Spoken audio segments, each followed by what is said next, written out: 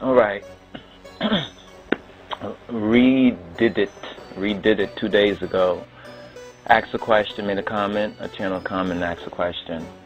I have an important question. How do I become sovereign and rid myself of my false name given on my license, which is in all caps, making me a corporation or entity belonging to the United States? Thank you, brother, for all your diligent study and administering of the truth. Well, we give thanks and praise to Yah and his Moshiach, to Jesus Christos, Getachin, in the name of Kedamawi Haile Selassie. Your question is a very important question. However, in one YouTube vlog or blog or posting like this, we can't even go into even half the issues. The only thing we can do is point you in the direction that you need to go in order to get accurate information. You need to get accurate information about the matrix, about this whole system. It's basically a system like the Matrix in the Matrix movie, and like a computer program in a sense. And if you want to set up your own web pages or website, you have to learn the code. You have to learn that information. Now, it may seem like a lot, but it's not really a lot once you begin off with certain basic principles. So the first thing I would say is to acquire accurate information. You need to acquire accurate information. Because when you ask about becoming sovereign, well, one is born as a child of God. One is born sovereign. So as Jah's child, one is sovereign. One is a citizen of the kingdom of the King of Kings as Jah's child. But then one has to go through the adoption. So we're speaking of a spiritual level. We're speaking of true Christianity. We're speaking of the good news of His Majesty and His Christ, in order for one to have that confidence and that knowledge and that surety that one is a child of God, and one can respond through the Holy Spirit to any sort of situation.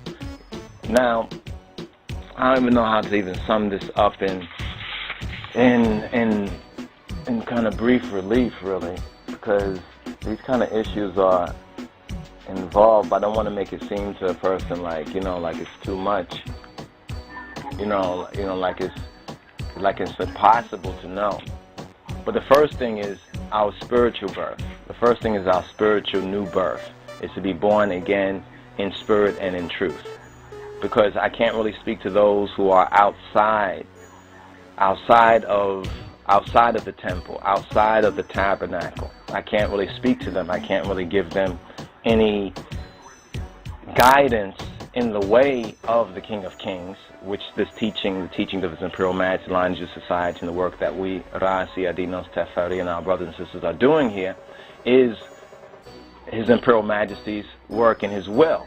So if one is not in His will, we're not here to try to convince one to be in His will, but to proclaim to one the good news and the verity or the truth of that.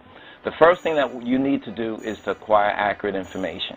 You need to acquire accurate information, because even though your question, I can see your question was sincere by how you presented the question, there were some things that were lacking when you said your false name that was given on your license. It wasn't your license that gave you your false name.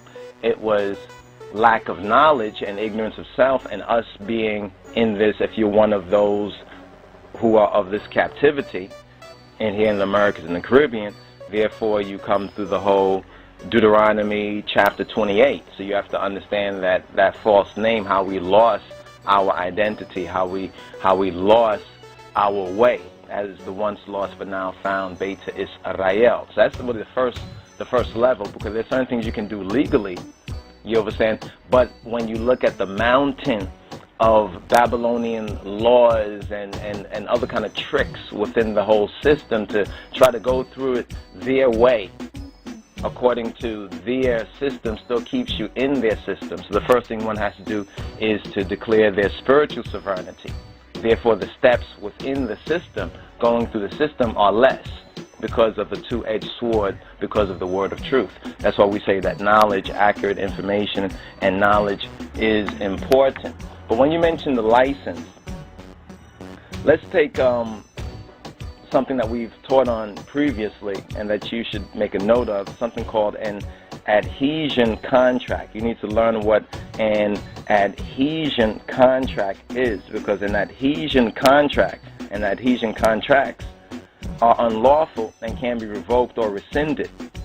In actuality, an adhesion contract, such as a driver's license, it robs you of your natural God-given rights and replaces them with, quote, government-granted privileges. So having anybody who has a license or any type of documentation they had to get through the state or the local or the government or the federal government, whatever like that, basically those are adhesion contracts and government-granted privileges, which basically now, because you have it, whether you received it by coerce, duress, or whether in ignorance or lack of knowledge, still that's what it becomes legally speaking. So take the right to travel, for example. When you apply for a driver's license, obviously you had to apply for a driver's license, or your parents applied with you if you was not of age or just about of age or something like that for a driver's license. When this happened, you were unknowingly waiving your natural rights to travel. So when we as a Rastafari, ones would hear a lot of proclamation and speaking and talk of I and I natural. Rastafari, I and I is natural. You understand? The natural man. But many didn't understand what natural man really meant when Rastafari and Rastafarians said that they are natural.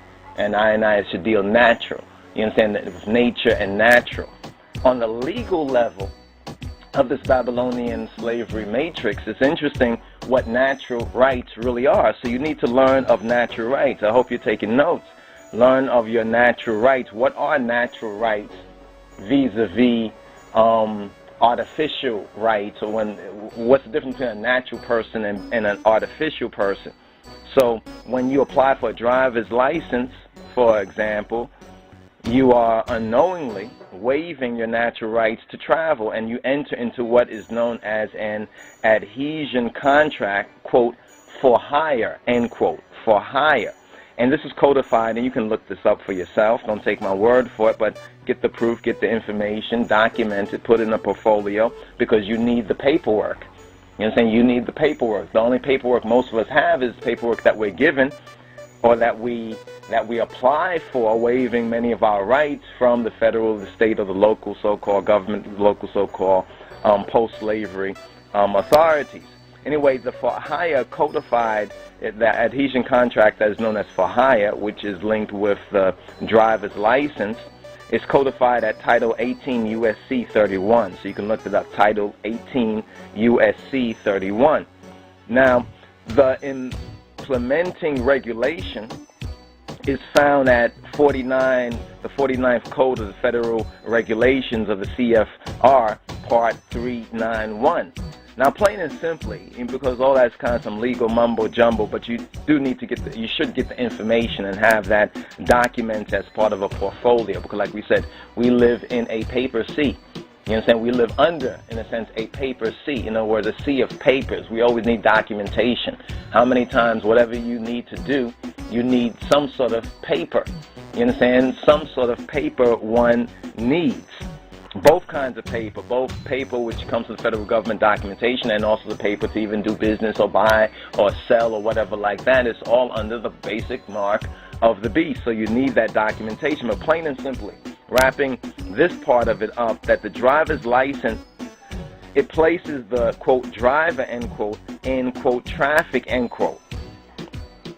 That may seem obvious, right? That the driver's license places the, quote, driver in, quote, traffic. But this is defined in Black Law's Dictionary as commerce. If you look it up online or even acquire a copy or go to the library where the lies are buried and get a Black Law's Dictionary, notice that they call it Black Law. What do you think it's called Black Law for? Oh, they'll tell you it's the name of the person. Anyway, Black Law's Dictionary as commerce. So when you get a driver's license and you become the driver, you are now placed in traffic. And under the law and defined in all reputable and operational law dictionaries, that is defined as commerce. So once you get behind the wheel of a car with a driver's license and you start driving in traffic, you are engaging in commerce.